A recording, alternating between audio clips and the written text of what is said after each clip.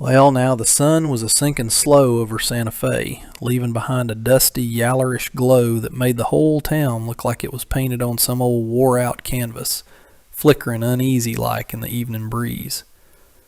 Don Esteban, he come hurrying down the main street, with that Berríos feller's boots crunching along behind him, still all dizzy-headed from the day's queer stroke of luck.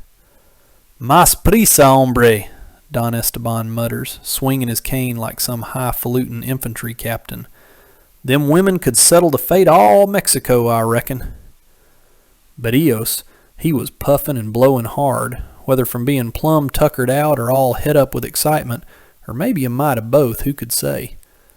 They'd done crossed the plaza already, slipping past them merchants hollering their goods and a passel of soldiers who give Berríos the hairy eyeball like he was something the cat drug in.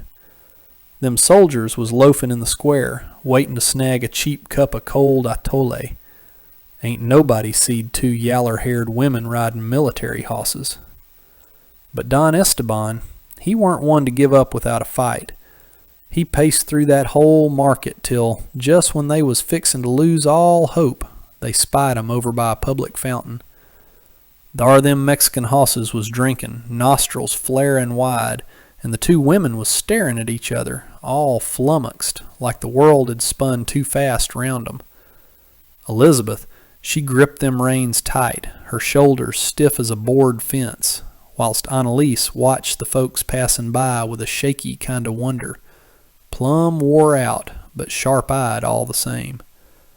When Berríos laid eyes on 'em, he let out a whoop like he'd struck a poke of pesos buried in the desert sand.